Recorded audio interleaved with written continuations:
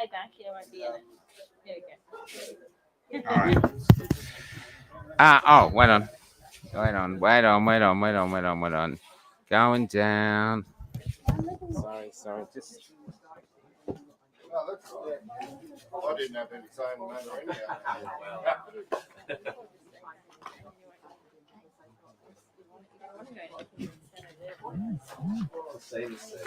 Good. They're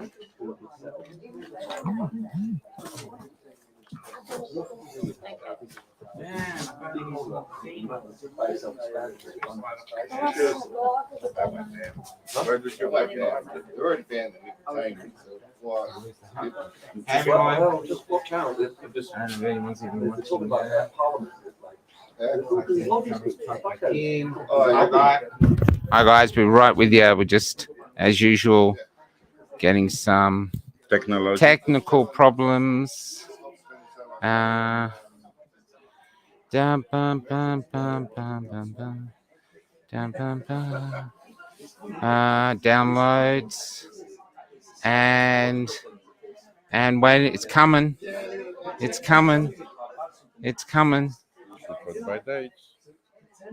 I can't see it. Can you see it? No.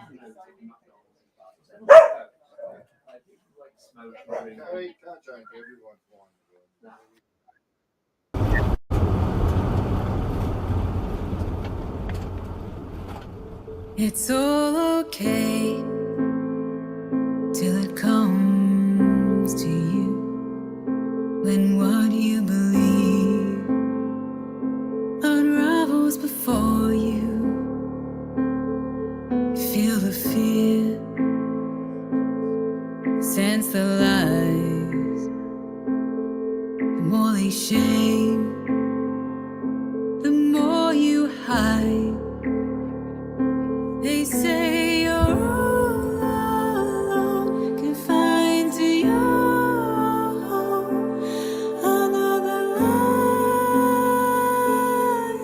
to their bone. We found our kind, watching the bullets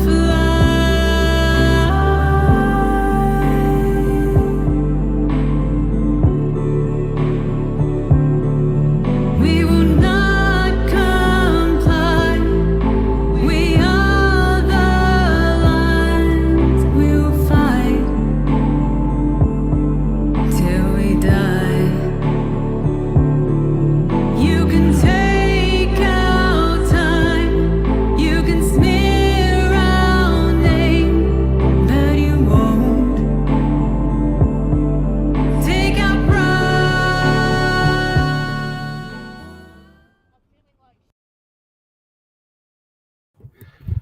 Okay, we're in Geraldton. We've been put up by my gorgeous friend Brooke and her husband Wayne. Is it Wayne? Chris. That was my second choice. I think Wayne's his first name. Anyway, we've been put up there. We've been in Brooke's business all day, interviewing everyone that came up, but we've just been sent this. Now, we're too disorganized to find the initial video, but Cret was in Albany and he went to buy a coffee from a takeaway coffee store. It was outside, and the young girl was going to serve him when the owner came up and refused to serve him. And he was saying, I'm outside. And it was just, anyways, a palaver. And Cret was filming it. And she said, don't film it. Anyway, we just got sent this. I don't know if you can. I'll see if I can do a share screen. I've never done a share screen before. Bear with me. Share screen. Not that one, window. I think it's this one. Here it is. Hello, friends. We are currently experiencing a huge amount of bullying from anti-mandate folk. Yeah. Whilst we normally handle this in our stride, the last few days have been relentless, including threatening emails, crude language, harassment, and our incredible staff being filmed and posted online in an attempt to show us in a negative light. We believe these folk to be out-of-towners. Hope it will pass soon as it goes on. Anyway, it goes on and on and on and on and on. We love our community and hope that these bullies will quickly tire of their unwanted and simply unkind approach to something much bigger than our little kiosk. We just want to make coffee. kindness matters. Well, if you've been kind enough to make Cret a coffee since he was outside, we wouldn't have had to shoot the video in the first place. Plus, I didn't So tell anyone, live just up to your myself. meme, baby. Live up to your meme. Okay, moving right along. Yeah. Is there anything you want to say? No, nothing. It's just basically I didn't film her. I was filming myself, but some reason she was thinking it's all about her. So I don't know what it's all about it. And bullying, sorry, I felt bullied about it because I've been yelled about it, about mask and don't film me and all this stuff. When I just basically was walking away and talking to myself, not to her. But there it goes.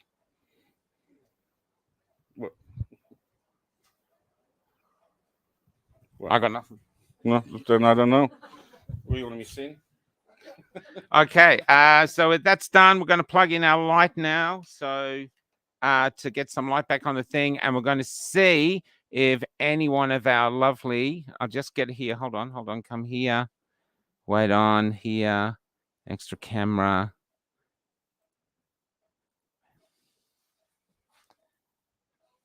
And here. Everyone's squeezed out. But they're squeezed out on the edge. They can't be seen. But these are the, here comes someone. Squeeze in. Squeeze in. These are some of the Geraldton resistance. This is what we're having things tonight. Hello, hello, hello. So let's get one of them up for a talk. Who's coming up for a talk? I've got a very attractive young gentleman who's going to come up, also called Michael. So it's very easy for me to remember his name. Come on, Mick. We also got a bed. Finally, look at this. I didn't realize. Come in, buddy. So cozy. Look at this. Look at this. In the resistance, we're very close. This is it. Now, how long you lived in Geraldton? And don't tell me forever, because that accent betrays you. No, it does. It does. I moved to Geraldton with my lovely family in 2007. 2000. So what we like, that's 15 years. Straight from Ireland? Manchester, England. Manchester. Manchester, England. That was Close. my third guess. Now, and what was it like then, and what's it like now? Oh, we came here and it was yeah, well, let's come on. You've not even bought me a drink yet. Yeah, so a lovely little seaside town. They don't call it the seaside here, but in England, everyone thinks, oh, you must live in paradise because you live by the seaside. And since the mandates, really, 6 months, the last 6 months has been really different. There's been a split. So right up to 6 months. So the first part of COVID wasn't an issue. No, not at all. I feel like we've been immune from it because we had one kind of little bit of a lockdown 6 months ago, maybe 12 months ago for a week. And I remember that because I'm in education and the schools were exempt from the lockdown. Yeah. And the reason for that was because apparently it was such low risk. Yeah. That there was no need. So all these other organizations were were shut down for this special week, and people stayed at home, but teachers and students had to go to school. Yeah. So I'm like, all right, kids, low risk. And then I look at that now and I see masked kids, injected kids. And I'm thinking, well, if they were so low risk, like 6 to 12 months ago, what's changed? Can I ask, did you come straight to here, or did you stay in one of the cities first? We moved to Perth, but only for a short time, like a couple of months, and then I moved straight here because I was on a working visa, and they sponsored our. So my job was linked to the working visa that we were on. So the deal was I was going to work in a regional town, not remote, but regional. And in WA, that's like pretty remote as far as I'm concerned, but not WA's remote. And for 2 years, and then after that, permanent visa, and you can go wherever you want. So we came straight to Geraldton with my job, and we settled here. It was great. So you made roots, and that's what migrants do. That's what we do. That's what they do. Yes, they come, they build roots, they build community, and then 300 years later, if someone's still got an accent in their voice, and they go, "Where's that from?" And you go, "Oh, my dad came from Manchester, like 100 years ago." I'm not sure my accent. I do say "good day" naturally. No, like you don't. I do. No, I say "good day, mate." No, you say it, but it's not the same. Oh no, it doesn't sound right. But it's okay because no one says it anymore. I say it across the whole of Australia. No one says "good day" anymore. They just go, do. "Where's your boss? Where's your boss?" Good day, So they don't say it. They seriously don't say it. I swear to God, they don't say it anymore. I must admit, I've been really So I like to say that I'm this brave freedom fighter and I do all these different things, but I have not been wearing a mask mostly. I try and keep it low key. So if if I'm with my daughter, then probably wear my mask because she's like, shame, Dad, embarrassed. Same with me, yeah. But I walked. So I was in Perth about a month ago, and I walked around this massive shopping centre in Joondalup, Lakeside Shopping Centre. It's like one of the biggest ones, all these huge things. Yeah. So there's literally hundreds, if not thousands, of people there, and I was not wearing my mask, and I was looking around, and I was really disheartened because I think in 2 hours, 3 hours I was there was maybe 1 or 2 people I saw without a mask on. They're very depressing, the shopping centres. They're really all over Australia. Yeah. Can I ask, have you heard, to give a different slant, have you heard what's going on in Manchester or England in general from any friends or family? Yeah, so Manchester's there is the perception that everything's back to normal. Yeah. And they've obviously really other than this crazy thing with Ukraine and everyone's got Ukraine flags and all that type of thing, and they're now worried that they're getting locked down not because of a supposed pandemic. They're getting locked down now because they can't afford the fuel to drive anywhere. So they're locked down in a sort of indirect way. Yeah. But I'm in touch with some people, obviously my family, and they're happy because they're going on holiday and they're going to see people. And they had a very different experience to what we had over West. And I think it might have been a little bit like what they did with Melbourne, because I've got a lot of sympathy with what happened across Europe, because I've not taken any of the vaccines, and I'm very happy that I didn't, and it's one of the best decisions I've ever made. In fact, it wasn't really much of a decision, but I wasn't traumatized by the fact that I was locked down in a little house for 6 months or 9 months and denied, basic living freedoms, and then said, tempted out by saying, oh, well, we're going to end all these lockdowns if only you have these magical injections, and then your life will go back to normal. So I look at what's happened where I'm from in Northern England, and it's probably most of Europe, where they had a completely different experience. And I've got complete sympathy for that type of thing, because if I'd been locked in my house for 6 months, I'd have been banging down the door potentially to say, like, well, I'll do whatever you say, just sign me up. And I've spoke to my brother, and he said, I don't care what's going on. I'll just take it because I want to go on holiday. I want to get back to work. I want to do all these different things. So I've got a lot of relatives in Wales who used to talk to me. And they were locked down for months and months and months and months and months. Yeah.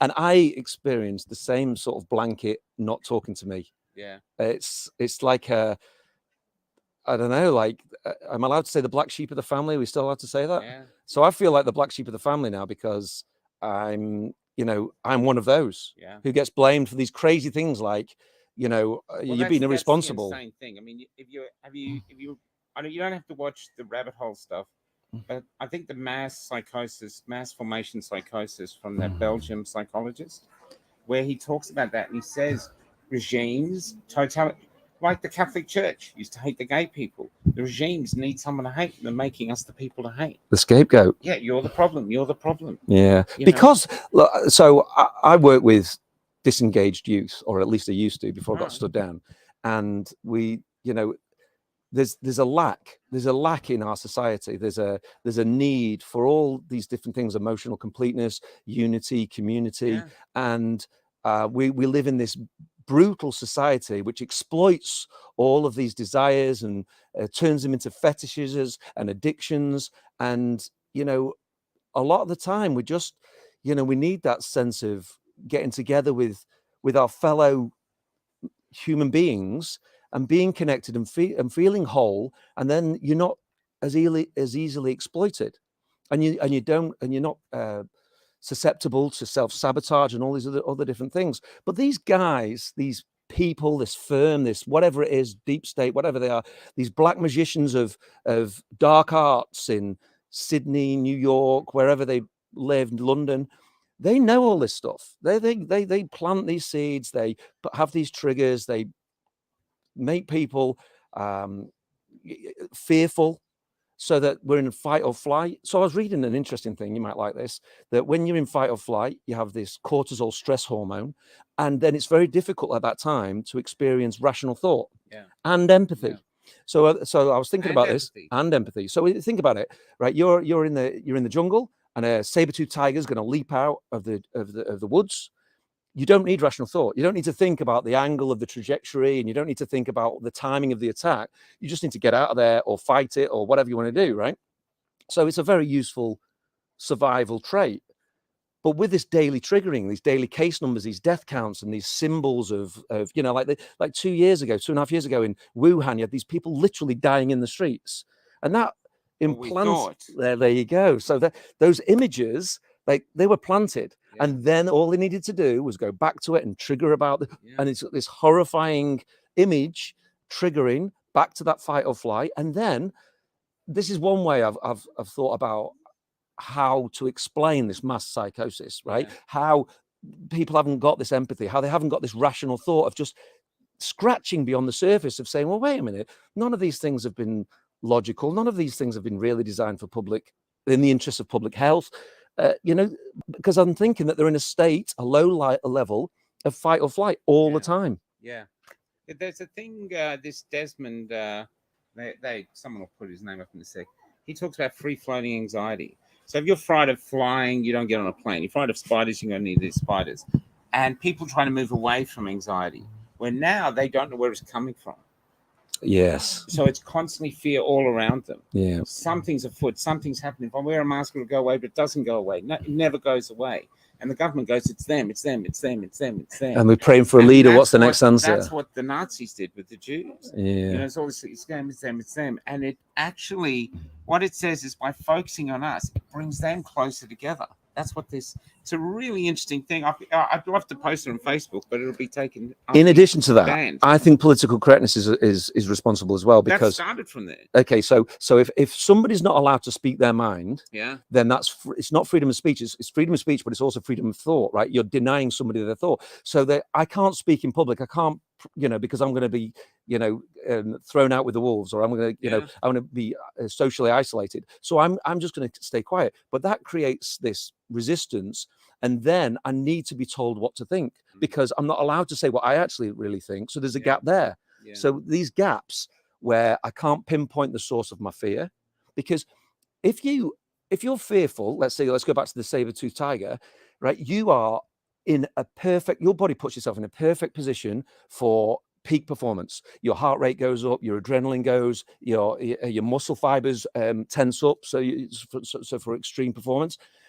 But if you've got no outlet for that, and it's all sort of like this floating thing that you're talking about, then it's making people in a state of unease. It's making people vulnerable, and it's making people more impressionable, from what I can see. Yeah, and they've done it to us like they did with the Y2K bug. The whole world's going to shut down. Yeah. Nothing happened. Yeah. I think Slovenia, one of their computers froze for a minute or two. That was it. And but the way they posted it was like mass fear. And I'm 56. I grew up under the end of the nuclear war. It could happen any moment. It could be all and Sting singing "Hope They Love Their Children Too." Mm-hmm. And then it just goes on. So they're constantly trying to keep us frightened. Mm-hmm. And and my parents, when they're talking global warming, my parents were saying, Margaret Thatcher was talking about an ice age, and they were trying to heat up the planet to stave off an ice age. Everyone forgets about that. Mm-hmm. Now it's the other way. We've got to cool the planet down. So keeping us frightened keeps us controlled. And this, to me, seems to be all about control. And I see the control everywhere. The interesting thing is, I don't know if she's coming tonight. There was a woman who was in the army who came in today, but she didn't do an interview. And what was she saying? She was saying about compliance. Why Australia? And I was wondering whether they'd left us alone, like on a backlot, as like a back burner. We're going to come to them. And in the meantime, we got fatter, we got richer, compliance got us everything. We never had to fight for anything. It was just, you just looked the other way and the government sort of fixed things, and you still got your tax breaks and this and this. And now suddenly they're going, okay, let's do them. And now they've come in, and you kind of feel like a lot of us are like a load of dodos. That's right. And I think that as well as that, or on top of that, and you've got this idea of this we're protected by this island. Yeah. So in WA here, we've had this closed borders by this crazy leader we've got, our state government leader. And rather than lock everybody down, he said, we're closing the borders, we're not letting anybody in, Yeah. right? And, picking on the fears that used to happen with boat people and all this Yeah. other stuff. And then now he's closed all the borders. And then people have been watching the TV and seeing what's been going on in Europe and the rest of around the world, and seeing these dodgy images of hospitals and mass graves and all this other stuff, and saying, oh, he's been keeping us safe, so there's this big leader that's filled this gap is not only telling us what to do, but he's also keeping us safe, so he's doing everything right. And then when he starts putting in these measures about mandating 75% of the workforce to have these injections without any trial and all this other stuff, people are saying, oh, well, that's fine. You've kept us safe, so you must be keeping us more safe now. Yeah, that's right. Mhm. Usually, because we've got a small screen, we kick someone off. Let's stay there because we've got space. I need someone else to come on. Who comes on? Come on. We need a woman in to come on and have your say. How about you who's looking at me? Apparently you've lost your job. Come on. Come on. Come on. Squeeze in the middle.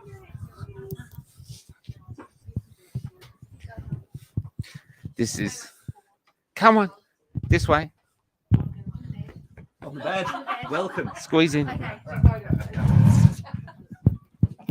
Put your feet up if you want. What's your name? Helen, Hello, Helen. Welcome Hey. to Cafe Lockdown. thank you. This is Michael. Hi, Helen. Hi, Michael. I'm Michael too. Hi, Michael. There's now we hear that you've lost your job. Yeah, I did lose my job. What was your job? Childcare. Why did you lose your job? I mean, it's the blinking obvious, I know, but just Yeah.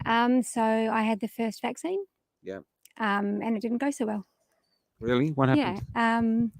I'm gonna get upset, so I didn't want That's to all do right, it. that's all Yeah. It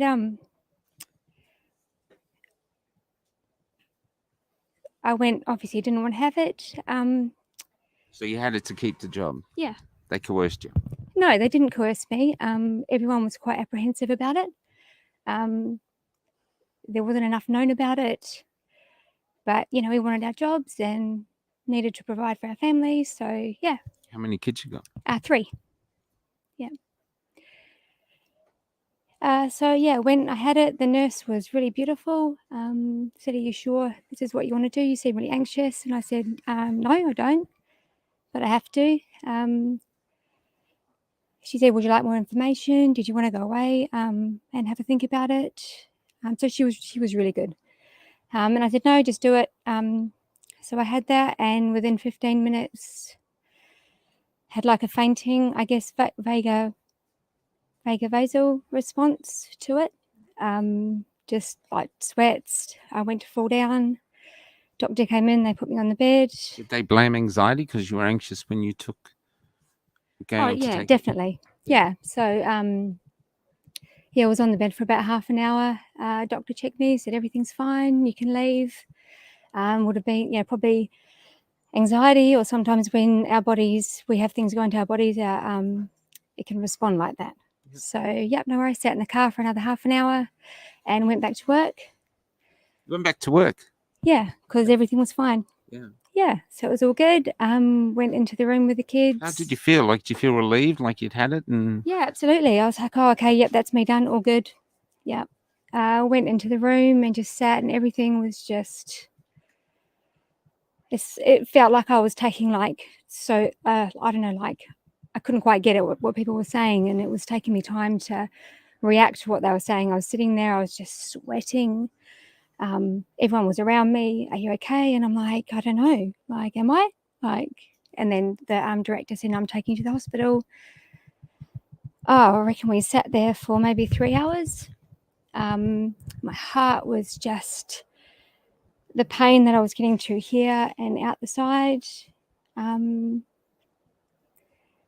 But it just didn't seem to bother anybody. can you explain the pain? Was it like a crushing, or Yeah, a chest sharp? just felt like it was someone was sitting on it. It was just an intense pain, just this deep, I don't even know how to explain it. It was just deep. It was No, I'm not putting down what you're feeling. no, But just we the have- words. Yeah. We have had others say the same. Yeah. One guy experienced it like someone had put their hand in, was trying to rip the heart out. But other Yeah. people saying it was like It someone, was just like someone it was like pressing or that. It shitting was down. yeah, and then it was coming out the side. Well, sure, the hospital must have been. Did they were concerned that you were having a heart attack, or No, they knew I just had the vaccination, so I sat in the wait room for about 3 hours. Went on. They knew you had the vaccination, so they weren't that concerned. So even though you're having hearts, they Yeah. just let you in the left you in the waiting room. Yeah. All right. Yeah. Keep going. Yeah, so then when they called me through, it was a nurse practitioner, gave her what the symptoms of what was happening. They did an ECG, and basically she told me I seemed very relaxed. I actually seemed very calm, and that maybe I had just had an anxiety attack or a panic attack, and They say that a lot. we could go further, but really it was probably not necessary. Yeah, but it was up to me. At which point I was exhausted, and What did you feel like inside you? Did you feel like it was anxiety, or did you feel there was something else happening in your? I mean, inside, instinctually. I have never felt anything like that before. Inside, I felt for the first 15 minutes, after I had it, I felt good. I was like, okay, I've done it. I've had to make that choice. I'm done. And then to feel that was, I don't know. I've never felt that before. And was that it? Was that the only experience you had? Did it come so back? then I went home, slept all night. That was fine. The next day I went to work, felt really exhausted. My chest still felt the same. Just felt like someone was, pressing, squeezing. The pain was coming out here. Just felt exhausted. And then that night I was sitting there, and I don't know, it just felt like a mobile phone was going off in there, and I was like, oh, Like on vibrate or something? yeah, like it was, but obviously I didn't have my phone on me. Yeah. And then for the next 7 days, it was like, like fluttering. It felt like moths under my skin. It would feel like ice cold there, and then burning hot up here. And then it started to move through my other leg and then my arms. This is only one jab. This was the first jab. Yep. My chest was still obviously intermittently feeling like that. It wasn't consistent. Did you go back to hospital? I sat home for the weekend feeling, headachy, like unwell, expecting to feel like that. And then I went to the doctor on the Monday and said, look, this is what I've got going on. And she said that they wouldn't know what the side effects were going to be for a couple of years. But it was her opinion that I was fine to have another vaccine. I said, so you know what's going on then? I said, so you obviously, you know what's going on then. Otherwise, why would you advise me to have another one? And she said, well, I've had mine, and we're just not going to know for another couple of years. So what does that mean? That means I mean, suck it up. take a time by menu, hope for the best. Yeah. And if Yeah. you die, tough luck. Yeah. And that's a doctor saying that. Yeah. So, yeah, it was And probably. is it your doctor? I mean, does she know you? Is it like your doctor or just Yeah, as a she ran- knew me. She knew me. So yeah. this is a doctor that knows you, Yeah. and she's just basically going tough luck. This is the new reality of the Yeah. world. You take this stuff, even if you don't want it. Yeah. Forget the Nuremberg Code. Forget informed consent. The government tells you to put it in your system. Put it You in do your it. system, and yeah, Deal with it. Yeah. F you basically. Yeah, pretty much. So then it was 7 days. So what did of you say to her? Nothing that I can probably say like right now, but No, you can swear on this. Look, fuck. See, no, I just think I probably would have have a just. go. I know. Yeah. Fuck. Yeah, see? So I think I probably just laughed and walked out, and yeah. Have you been just- back? Not to her, no. But then I'm trying to think what happened, and then so basically manage that on So an. did the pains So continue? it wasn't painful. It was just this vibrational, electrical current kind of feeling, fluttering. The chest was ongoing. intermittently. And then just before the end of January, I kind of just was like, okay, this is going to go. I'll be okay. I'll be able to have my jab. I'll be able to keep my job. Went back to the doctor, said this is what's going on. It still hasn't stopped. Like, what am I, what do I do? This is a different doctor. And yeah, he was really responsive to me. He good. really made me feel listened to. And I'm really grateful for that. He sent me to a neurologist in Perth for nerve testing, because everything I explained to him was he thought I had nerve damage.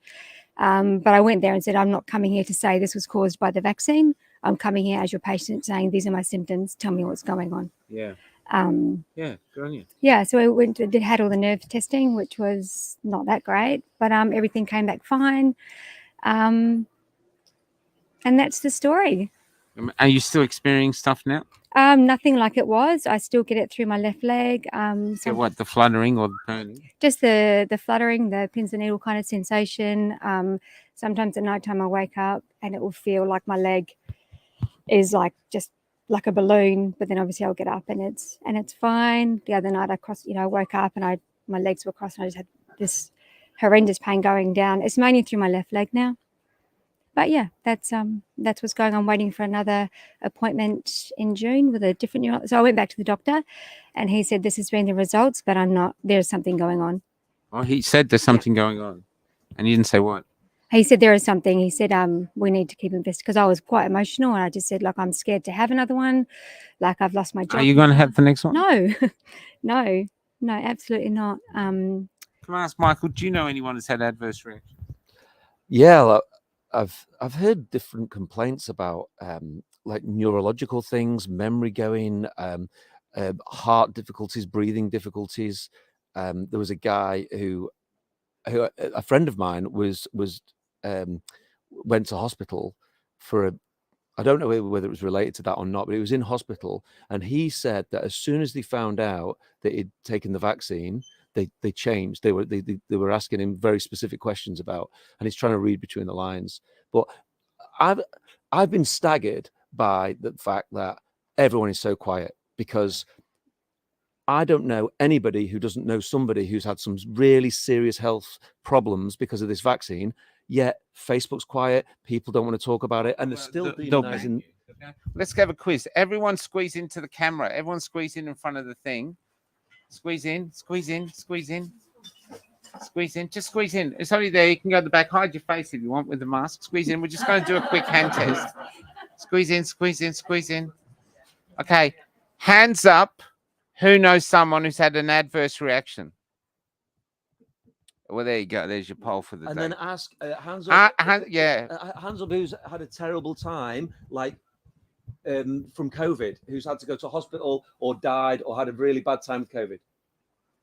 Okay. We had COVID at home. My daughter had it. We were there. You can sit down now. Thank you very much. Isn't that an interesting poll? Now that's something that AABC should do on Q&A. Yeah. Good luck. So is it the disease or the cure we've got to be worried about? Yeah, that's right. That's right. Now we still got space on here. I'm going to move across. Who's next? Now you okay sitting there? Yeah, I'm good. Okay. This thing, come in, squeeze in.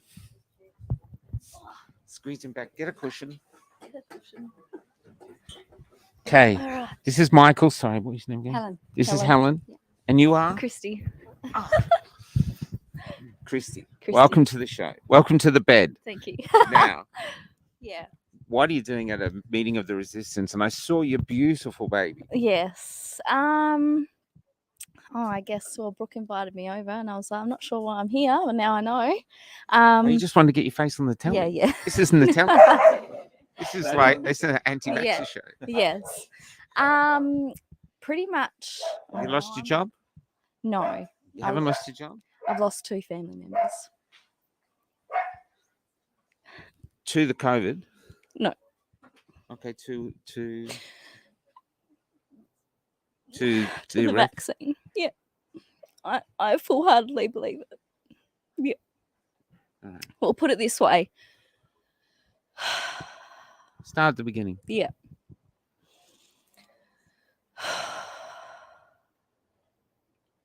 But before she starts, she gets just remember, people there. This is Australia, country town. Everyone knows someone with adverse reactions. I haven't met this woman today. I've just brought her up. Nothing is planned here. Yeah. We just wanted to have some fun tonight. But this is where we are as a country. Yeah, like so my nan, you know, like she lives in like even more of a country town than here. She lived on 25 acres.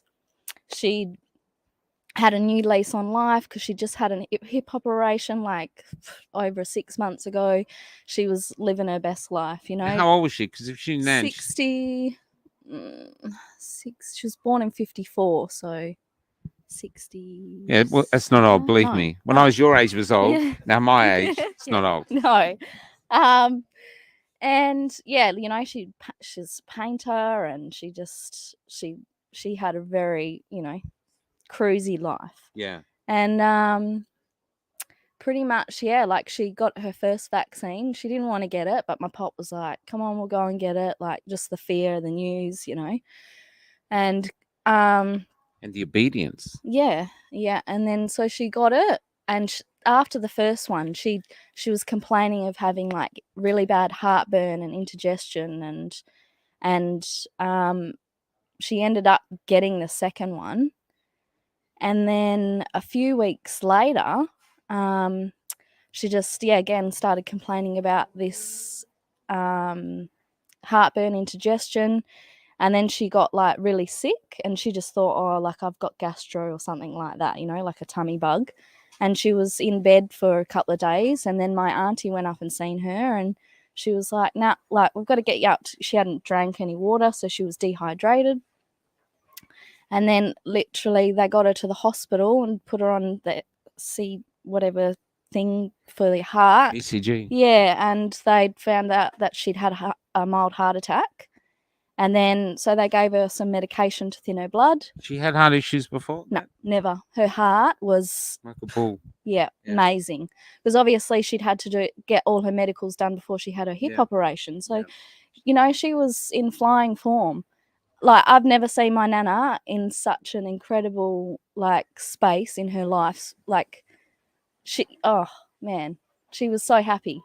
You know, they were going to go, her and my pop were going to go traveling, and they were just so happy. And then she, they gave her some thinners because they couldn't get any blood, obviously, because she was dehydrated.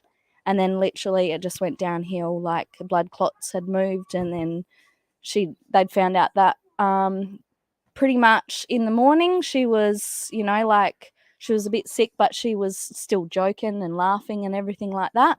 You know, telling my auntie, you better make sure you bring my pillow up. Like, I need my pillow.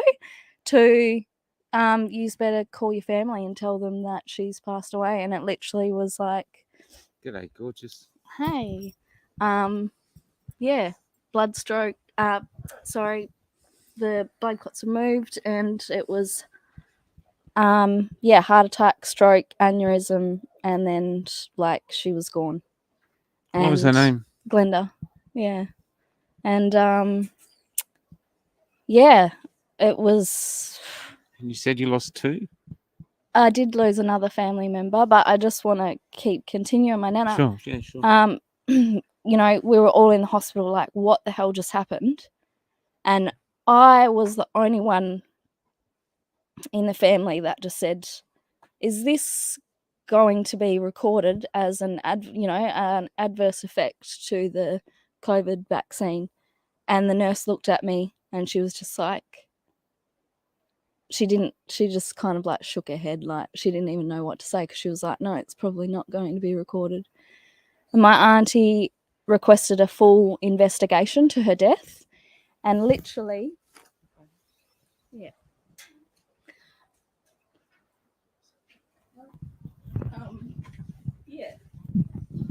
literally on her death certificate it's got death unknown.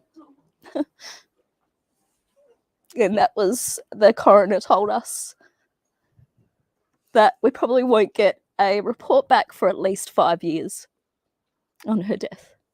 Yep.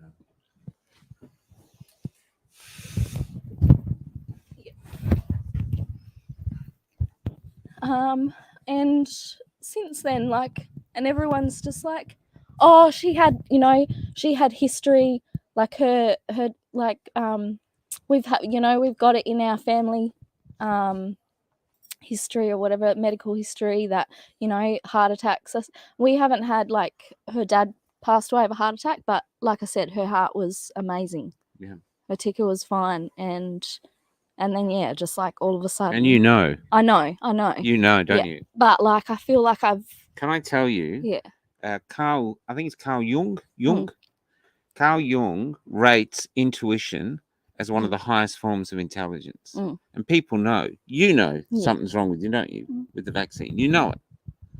You know, and we do know when we're sick. We know it. Yeah. With this. Yeah. So, you know, they can't wash away this. Yeah. And that's why I felt like Oh, gorgeous. I felt like a lot of it was, yeah, just like pushed under the carpet, and like a lot of gaslighting. This is what's happening now.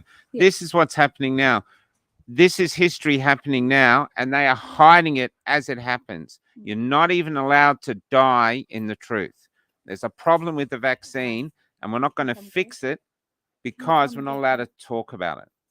And even like this.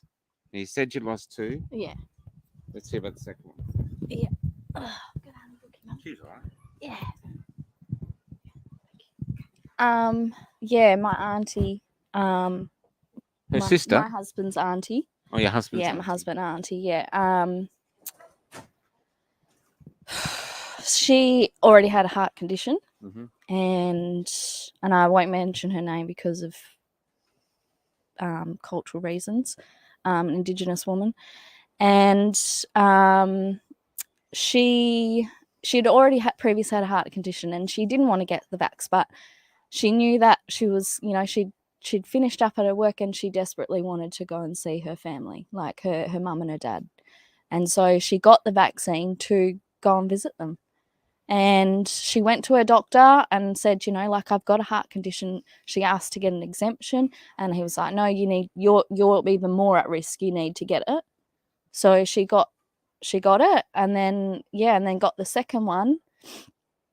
And literally within a couple of months, like, we get a phone call from her neighbor that she's passed away, and we're like my husband. How old was she? She was only 50.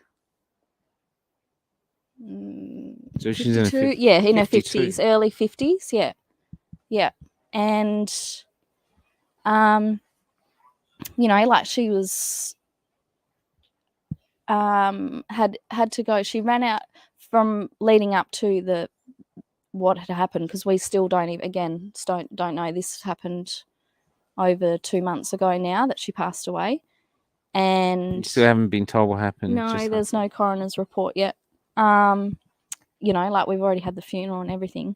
Have you had the vaccine yourself? No. Everything in my body just told me no, and I just listened to that. And everyone around me was like, you need to get it, you know. Even my doctor, I was pregnant with my little one, and I was, like, almost bullied. You're even more at risk. You need to get the vaccine. They were saying to you. Yeah. You're even more at risk. And I'm like, I'm not getting it. Like, no way. And what did they say when you continued to hold off? And she was just like, she couldn't understand, because I'd gone in there because my husband had been pressured. He has had to have all 3 vaccines because he works in mining, which actually caused was a part of our separation in the end. Right. Yeah, so lots. Yeah. Because it was just like, yeah, like, why is no one listening? Like, you can see it. It's actually a clinical trial. Like, you just have to go onto the Pfizer website. It's there. Like, it's a clinical trial. Why would you sign up for that? Why would you sign all of us up for that? Yeah. And so for me, like, being pregnant, you know, like, there was so much fear. I refused, you know, I was worried about, I'd decided to have a home birth anyway. That was always my plan. But I was just like, I feel so, like, sad for the women having to go into hospital and having to, you know, and the pressure even that I experienced. And I'm quite a strong woman that can stand my ground. I noticed. So, you know, for other women who, you know, especially first time mums, the pressure, yeah, is just, yeah. And so, yeah, my auntie, we still don't even know how she actually even died. And then people, you know, like family members are like, oh, it's this, it's that. And it's just like, no, like, she was fine. What I've noticed with people, what they say is they first deny it. Nah, she had a heart attack. Oh, it's this, oh, it's this. Then if you actually can pin it down, but the doctor said it was then they literally go, oh, well, you got to expect casualties. Yeah. And there's basically, I'm all right, so fuck you. Yeah. And we can't build a new Australia on that sort of mentality. We can't do it. We got to be there for each other. We got to care for each other. We got to live up to the words of all the songs we love. Yeah. Which are pointless songs at the moment because they're all bullshit. They're all, you know. Well, it's just like, you know, like we just celebrated Anzac Day. It's like, what for? You're all standing there at dawn service, and that the men that like these women and men all went to war for our freedom. For what? Yeah. You gave it away. Yeah. For a friggin' latte. Yeah. Yeah. Yeah. Is there anything else you want to say? I think it's like, for me, you know, when I share my story, is like actually listening to people, listening to them, and not going, oh, well, it was probably this, and she's probably, you know, oh, they were old, and don't stop gaslighting people. That's the biggest thing, I think, is like, this is actually real. Yeah. And people are actually having these experiences. Yeah. And like, I feel like there's a lot of desensitization. And it's like, no. Well, it's a lot of what Michael said over there, the flight and run thing, where the lack of empathy, because the lack of empathy across the whole country is staggering. I still see that there's real empathy, but the people I'm meeting, but there's also this complete lack of empathy, especially in the hospital system. The stories from the hospitals are horrendous. Like that Nicole girl who had the heart attack. And while she's literally just having heart pains, they're going, oh, you need your second shot. I'm sitting here with heart pains. You know, there's this. Yeah.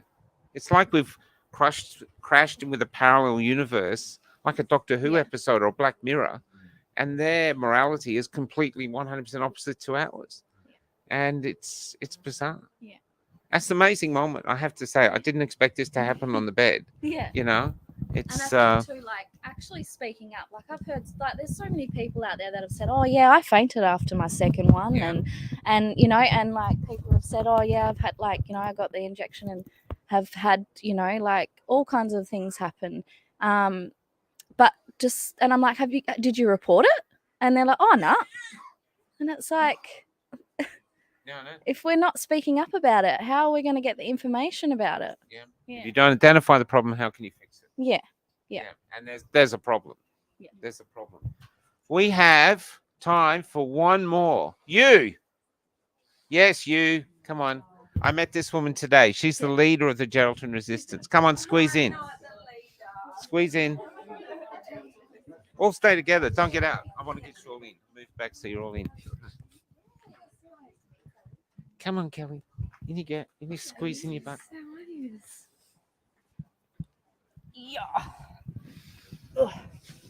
Okay, I'm going to introduce you like this. Well, there. Stay there. Now, I interviewed Jerry Roberts the other day, who is an old journalist, and he said in times of war and in times of totalitarianism, or the rise of totalitarianism, and we're in totalitarianism kindergarten at the moment, they said leaders emerge from the most unremarkable places. They never know where they're going to come from. They never come where they expect. They just emerge. That said, I want to introduce Kelly, right? You're going to make me cry. Hi. This girl's a real leader of the resistance. Thank you. Thank you. She's organised, a little drunk. That's good. We like that. Yeah, I've had a couple. Yeah.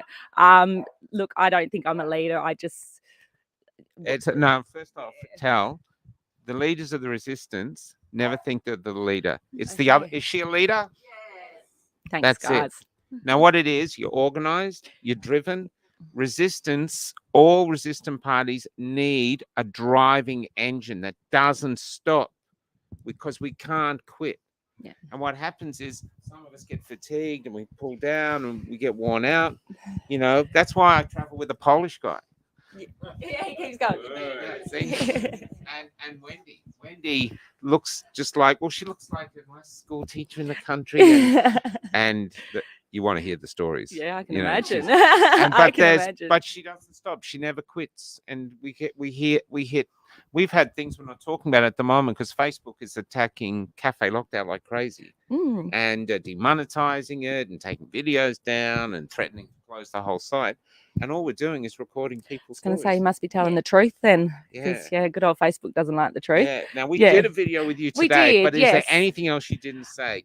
And like even to inspire people to come back to the marches to fight. Why should they do it? Look, What's the benefit of being in the resistance?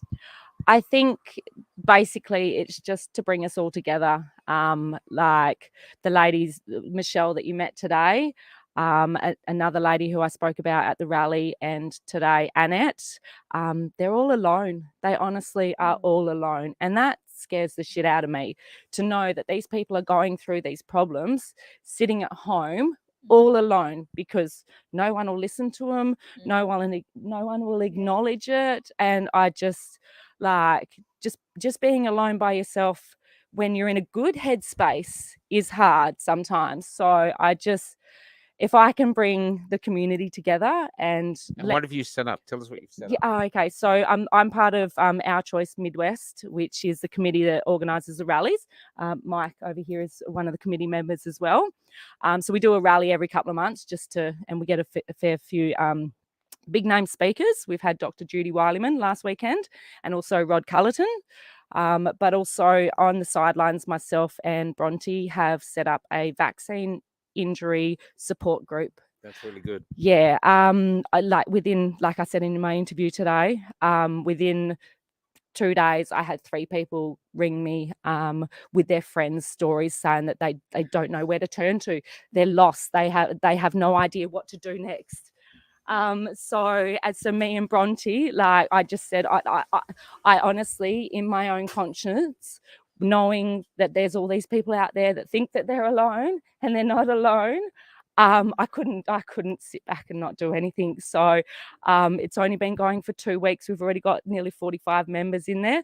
Not all are vaccine injured, but a lot of them have friends or family and stuff that are. And I want everyone to know they're not alone. Like, and then they shouldn't be alone. And they're not alone. No. And what I just want to say, I want to say that we're not saying that everyone's injured by the vaccine. No. Yeah. But our brothers and sisters are. Our mothers, our fathers, our kids are. And they've got a right to have their suffering acknowledged and heard and dealt with and even compensated, not ignored.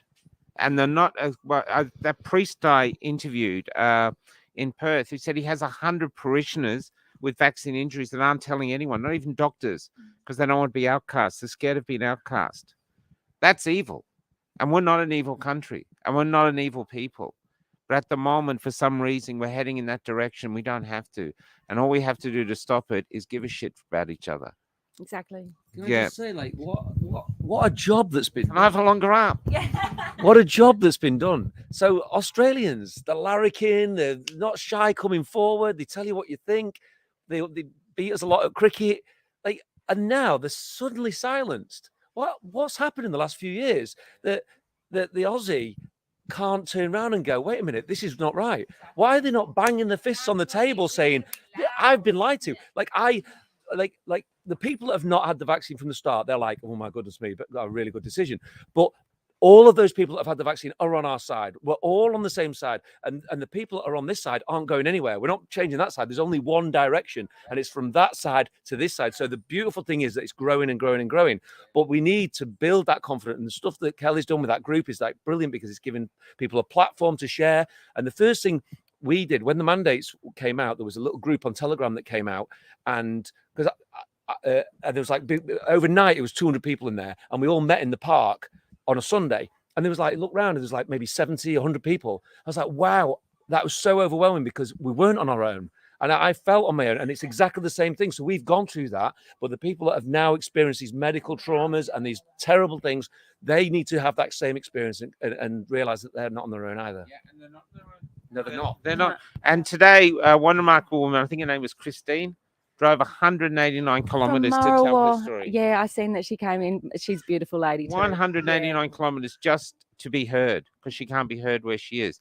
Do I look really fat in this? I was just Anyway, looking at my there's- forehead, actually. Where? What about you? I've got a big forehead.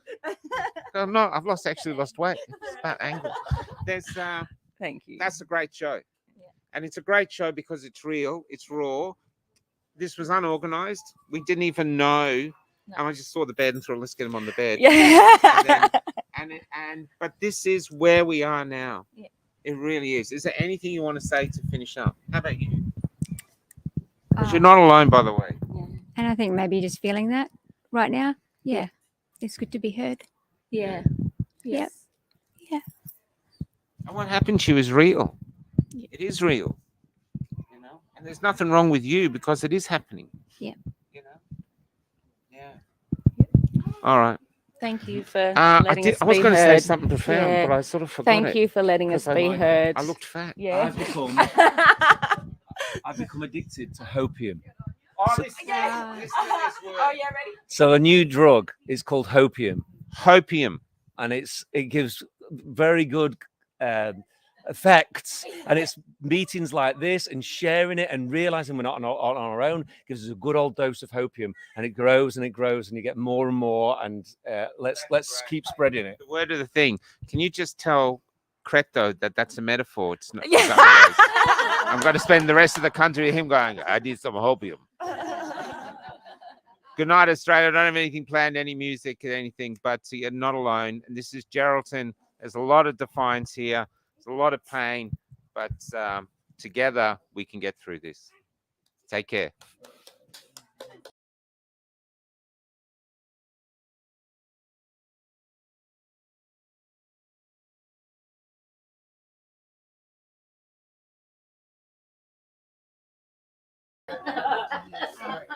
We're still live. Oh. What sort of That's all right. what sort of party is this again? Yeah.